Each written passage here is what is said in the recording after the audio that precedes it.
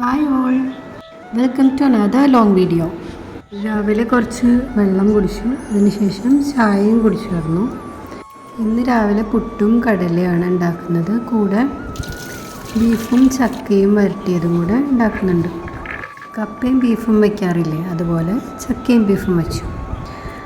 ആദ്യം കടലയ്ക്ക് വെള്ളം അടുപ്പത്ത് വെച്ച് കടല വേവിക്കാൻ കുക്കറിലിട്ടു.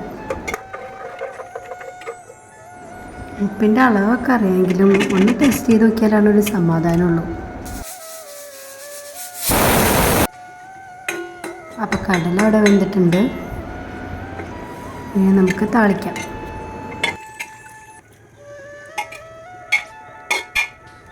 കടലയുടെ പണി കഴിഞ്ഞ സ്ഥിതിക്ക് പിന്നെ പുട്ടിലോട്ട് എടുക്കാം.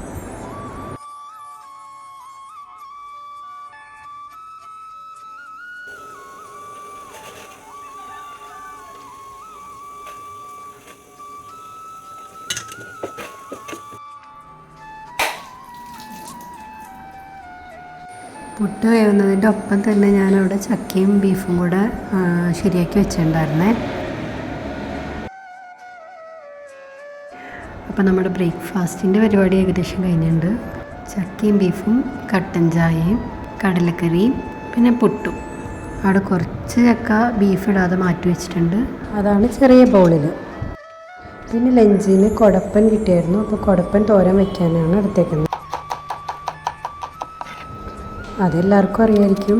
സവാള വഴറ്റിയിട്ട് തേങ്ങയിട്ട് കുടപ്പൻ നമ്മൾ അരിഞ്ഞ് വെച്ചേക്കുന്ന കുടപ്പനിട്ട് വഴറ്റിയെടുത്താൽ മതി. തൊട്ടടുത്ത് തന്നെ ബീഫ് ഉപ്പും മുളകും മഞ്ഞൾപ്പൊടിയും തേച്ച് വെച്ചിട്ടുണ്ട്. കുട്ടികൾക്ക് റോസ്റ്റ് ചെയ്ത് സ്പൂണിൽ കൊടുത്തിടാനാണ്. എല്ലായ്പ്പോഴും നിയന്ത്രിക്കാനും സ്വന്തം അഭിപ്രായം മാത്രം ശരിയാണെന്ന് കാണിക്കാനും മറ്റുള്ളവരെ ചെറുതാക്കാനും ശ്രമിക്കുന്ന ചില ആളുകൾ മിക്ക ഫാമിലിയിലും കാണും. അവരോട് പെരുമാറുമ്പോൾ ആദ്യം തന്നെ നമ്മുടെ അഭിപ്രായം ശക്തമായും വ്യക്തമായും അവരോട് നമ്മുടെ അഭിപ്രായം പറയുക എന്നുള്ളതാണ് ആദ്യ കാര്യം. പിന്നെ നമുക്കും അവർക്കും ഇടയിലൊരു ബൗണ്ടറി ഉണ്ടായിരിക്കുക. ആവശ്യമില്ലാത്ത വിമർശനങ്ങൾ അവരുമായിട്ട് നടത്താതിരിക്കുക. കാരണം അത് ചെയ്താൽ നമ്മുടെ മനസ്സമാധാനം തന്നെയാണ് ലാസ്റ്റ് പോകുന്നത്. ഇങ്ങനെയൊക്കെ നമ്മൾ സഹിക്കാൻ ശ്രമിച്ചാലും നമ്മളെ പ്രകോപിപ്പിക്കാൻ ശ്രമിക്കുന്ന ചില ആളുകളുണ്ടാവും. സഹിച്ച് ലാസ്റ്റ് ഒരു പൊട്ടിത്തെറിയിലേക്ക് എത്തുന്ന ഒരവസ്ഥ വരുത്താതിരിക്കാൻ ശ്രമിക്കുക. നമ്മുടെ അഭിമാനവും സമാധാനവുമാണ് നമുക്ക് ഏറ്റവും ഇമ്പോർട്ടൻറ്റ്. എന്നെ നിയന്ത്രിക്കാൻ ശ്രമിക്കുന്ന എല്ലാവരെയും ഞാൻ മാറ്റാൻ കഴിയില്ല. പക്ഷെ അവരുടെ പെരുമാറ്റം എൻ്റെ മനസ്സമാധാനം നഷ്ടപ്പെടുത്താൻ ഞാൻ അനുവദിക്കേണ്ടതുമില്ല.